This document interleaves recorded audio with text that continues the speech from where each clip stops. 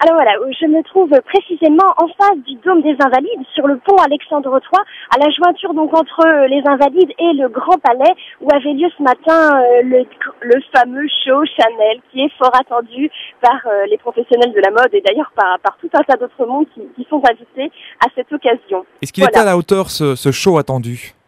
Pardon, je n'ai pas compris. Est-ce qu'il était à la hauteur ce show attendu ce matin? Eh bien, écoutez, c'est comment dire, on s'attendait peut-être à quelque chose de plus formidable encore, puisque le lieu est incroyablement beau, et forcément on s'attend à ce que le contenu soit à peu près aussi beau que l'écrin.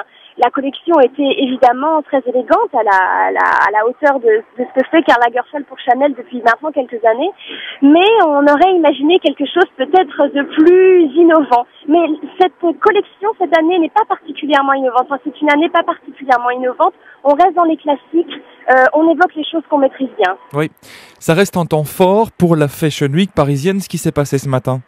Évidemment, puisque tout le monde arrive en limousine pour pouvoir assister au show et comment dire, les professionnels évidemment, mais également les anciens du métier, puisque ce matin sur le podium du défilé Chanel, eh bien on a pu observer Inès de la Fressange, la mannequin des années 90, donc qui présentait un modèle au bras de Karl Lagerfeld. Beaucoup de people ce matin, j'imagine, mais difficile de les reconnaître tellement il y avait du monde, vous m'avez dit. Extrêmement dur de les reconnaître, évidemment, parce que la verrière du Grand Palais étant si immense qu'on a vraiment du mal d'un bout à l'autre à observer les gens qui sont au premier rang. Mais on voit beaucoup de sacs à main de luxe, des scarpins qui brillent, et on imagine effectivement qu'il y a pas mal de beau monde sur les premiers rangs, évidemment. Ouais, vous allez reprendre vos esprits cet après-midi, vous allez vous mettre un peu au calme.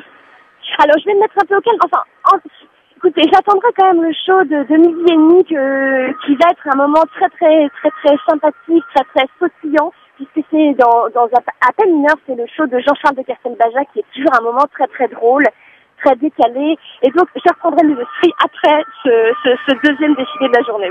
Voilà, Aurore Vossel avec les sirènes parisiennes, ça montre bien que vous êtes dans l'action à Paris. Merci beaucoup et puis on vous retrouve demain, Aurore. À bientôt. À bientôt.